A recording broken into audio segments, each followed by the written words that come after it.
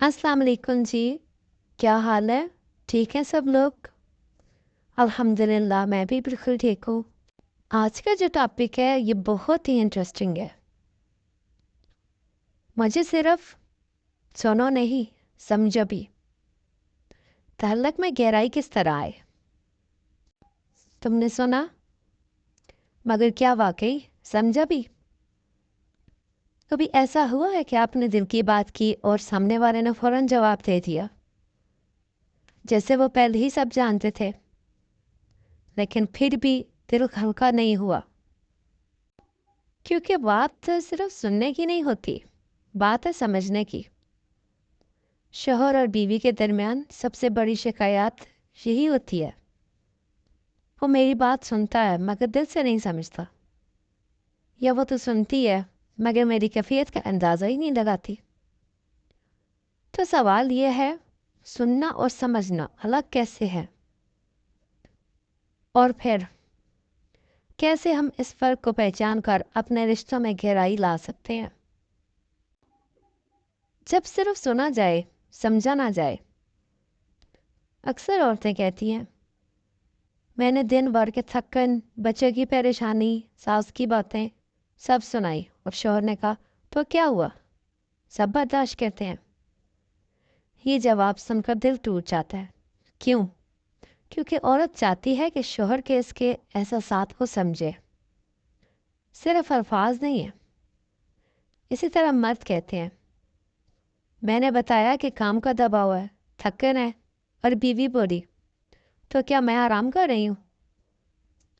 ये जवाब शिकायत को और गहरा कर देता है, क्योंकि मर्द चाहता था कि कोई बस ये कहे, मैं तुम्हारे साथ हूँ, थकावट महसूस हो रही है और तुम्हारे लिए।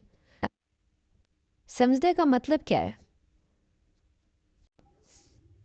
समझना सिर्फ अल्फाज सुनना नहीं, बल्कि ये है कि आप महसूस करें दूसरा क्या महसूस कर रहा है, वो गुस्से में क्यों है, उसके आंसू क्यों छुपे हुए हैं, वो खामोश क्यों है, उसके चेहरे का रंग कैसा है, इसके जुमलों के पीछे कौन सा दुख छुपा है।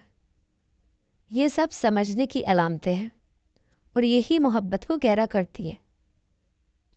रिश्ते में समझ बूझ किस तरह आए? नीयत साफ करें अपनी। जब आप बात सुने तो जीतने के लिए नहीं, समझने के लिए सुने।